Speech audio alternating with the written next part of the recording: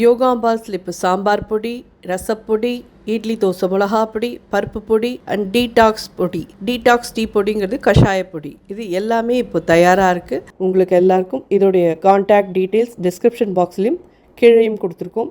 WhatsApp number அது வழியாக நீங்கள் உங்களுக்கு என்ன தேவையோ அதை தொடர்பு கொண்டு நீங்கள் பதிவு பண்ணிடலாம். அதை அனுப்பி வைக்கிறதுக்கு நாங்கள் கடமைப்பட்டிருக்கோம். வணக்கம், நான் உங்கள் அபிமான யோகாம்பாள் சுந்தர். இன்றைக்கி என்ன பார்க்க போகிறோம்னா, இது ஒரு இன்ட்ரெஸ்டிங்கான சாம்பார், கர்நாடகா ஸ்டைல் சாம்பார். இது நோ பருப்புனா துவரம் பருப்பு வேக வச்சு இல்லை பயத்தம் பருப்பு வேக வச்சு அப்படிலாம் எதுவுமே இல்லை. ஜஸ்ட் ஒரு அரவை மட்டும் இருக்குது, வறுத்து அரைச்சி அதில் சாம்பாரில் விட போகிறோம். இந்த சாம்பார் உங்களுக்கு சாதத்தோடையும் நல்லாயிருக்கும், டிஃபனோடையும் நல்லாயிருக்கும், எல்லாத்தோடையும் நல்லாயிருக்கும். ஜென்ரலி அங்கே கோவிலில் மடத்துலலாம் நீங்கள் சாப்பிட்டீங்கன்னா இந்த மாதிரி சாம்பார் கிடைக்கும். இதுக்கு பூஷ்ணிக்காய், அது பரங்கிக்காய் இல்லை சௌச்சோ இந்த மாதிரி இருக்கிற இதெல்லாம் தான் போட்டு பண்ணுவோம். நம்ம இன்றைக்கி என்ன காய் எடுத்துக்க போகிறோம்னு சொல்லி கேட்டேன்னா சௌச்சோ போட்டு பண்ண போகிறோம். ஸோ இப்போது இது பண்ண ஆரம்பிக்கலாம். நம்ம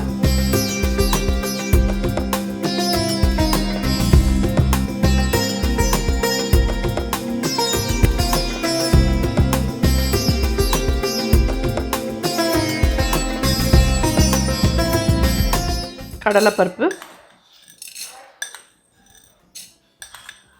ஒரு 4 டீஸ்பூன் எடுத்துருக்கேன். உளுத்தம்பருப்பு ஒரு 2 ஸ்பூன் போட்டிருக்கேன். இன்னும் 1 ஸ்பூன் 2 ஸ்பூன் போடுறேன். 4 டீஸ்பூன் உளுத்தம்பருப்பு. இந்த பேடகி சில்லி யூஸ் பண்ணிடலாம், இந்த குழம்பு நல்லாயிருக்கும். ஒரு 6 மிளகா கிட்ட போடுறேன். பெருங்காய கட்டி ஒரு 2 போடுறேன். மிளகு ஒரு 1/2 டீஸ்பூன். 1/4 டீஸ்பூன் வெந்தயம்.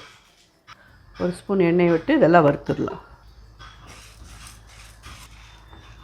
இது மட்டும்தான் அதுக்கான இதுவே. இந்த அரவையில் இருக்கிறது தான் அந்த குழம்புல விட போகிறோம். பட் அது திக்காக ரொம்ப ரொம்ப நன்னா வரும் அந்த சாம்பார். டிஃபனுக்கும் நீங்கள் எடுத்துக்கலாம், ஆர் நீங்கள் சாப்பாட்டுக்கு யூஸ் பண்ணிக்கிறேன்னாலும் பண்ணிக்கலாம். ஒரு 1/4 ஸ்பூன் சீரகம் ஆட் பண்ணுறேன்.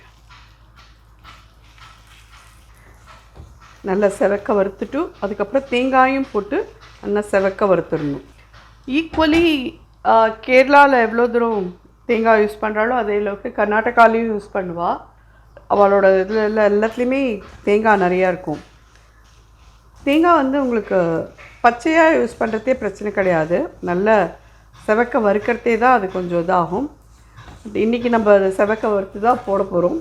ஒன்ஸ் இன் வைல் நீங்கள் இந்த மாதிரி சாம்பார் பண்ணிக்கலாம். இதில் நல்லா சிவப்பாக இருக்குது. இதில் தேங்காய் ஒரு 4 டேபிள் ஸ்பூன் கிட்ட வச்சிடணும். ஒரு சின்ன காயில் ஒரு அரை மூடின்னு வச்சுக்கோங்களேன். இதையும் நல்லா சிவக்க வறுத்துக்கணும். ஒரு 6 கருவேப்பிலையும் இதில் போடலாம். தேங்காய் நல்லா சிவக்கணும். அந்த அளவுக்கு வறுத்துட்டு தான் இதை அரைக்கணும். தெரியுறதா உங்களுக்கு? கலர் மாறி இருக்கு பாருங்க, தேங்காயோட கலர். இந்த ஸ்டேஜில் இதை நல்லா இறக்கி ஆற வச்சு அதுக்கப்புறம் தண்ணி விட்டு நல்லா அரைச்சிடலாம். இதை இறக்கி வச்சுக்கலாம். ஆறுனப்புறமா இதை அரைச்சின்னு வரலாம். 1 ஸ்பூன் எண்ணெய் விட்டுருக்கேன். 1/4 ஸ்பூன் கடுகு போடுறேன். 2 மிளகா வத்தல், கருவேப்பிலை, தக்காளி 2 தக்காளி, ஒரு 1/4 டீஸ்பூன் மஞ்சப்பொடி, 1 டீஸ்பூன் தனியா பொடி. தக்காளி வதங்கணும். ஒரு சின்ன பிஞ்ச் உப்பு போடுறேன். இந்த ஸ்டேஜில் எவ்வளோ சௌச்சோ நமக்கு தானாக வேணுமோ அவ்வளோ கட் பண்ணி இந்த மாதிரி பெருசு பெருசாக போட்டுக்கோங்க.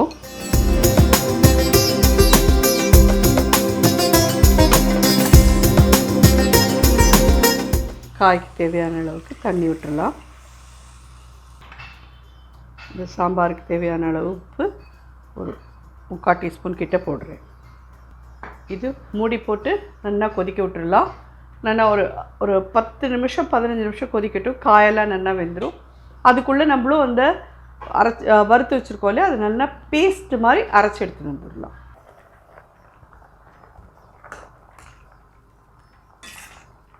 நல்லா ஆல்மோஸ்ட் நல்லா 90% வெந்தாச்சு. இந்த ஸ்டேஜில் இதில் ஒரு சின்ன எலுமிச்சம்பழம், சின்ன எலுமிச்சம்பழம் போகிறோம். அதை 1 கப் தண்ணி விட்டு நல்லா கெட்டியாக கரைச்சிருக்கேன். அவ்வளோதான். இது இதில் ஆட் பண்ணுறேன்.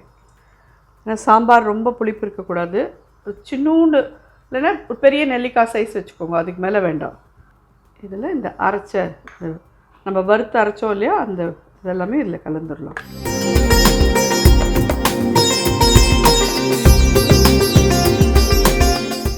மிக்ஸி நல்லா வாஷ் பண்ணி அதையும் எடுத்துடலாம். வெல்லம் ஒரு சின்ன கட்டி போடுறேன். இது எல்லாமே சேர்ந்து திருப்பி மூடி போட்டு வைக்கலாம். ஒரு 2-3 மினிட்ஸ் நல்லா பச்சை வாசனை போட்டு புளியோடதெல்லாம் எல்லாமே நல்லா மிக்ஸ் ஆகணும். உங்களுக்கு அதே மாதிரி சாம்பாரோட கன்சிஸ்டன்சி பார்த்துக்கோங்க. இன்னும் கொஞ்சம் டைல்யூட் பண்ணலாம்னா டைல்யூட் பண்ணிக்கோங்க. ஏன்னா கொதிச்சதுன்னா திக்காகும்.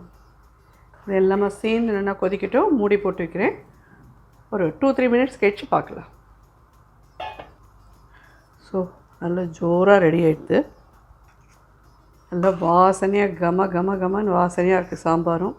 இந்த ஸ்டேஜில் அடுப்பை அணைச்சிட்டு கொத்தமல்லி லேவிஷாக போட்டேன்னா ஜோரான பருப்பு, அதாவது வேக வச்சு பருப்பெல்லாம் வேணுன்றதெல்லாம் இல்லாமல் அப்படியே வறுத்து ஒரு அரைச்சி விட்டு ஒரு சாம்பார், நல்ல கர்நாடகா ஸ்டைல் சாம்பார் ரொம்ப ரொம்ப நல்லாயிருக்கும்.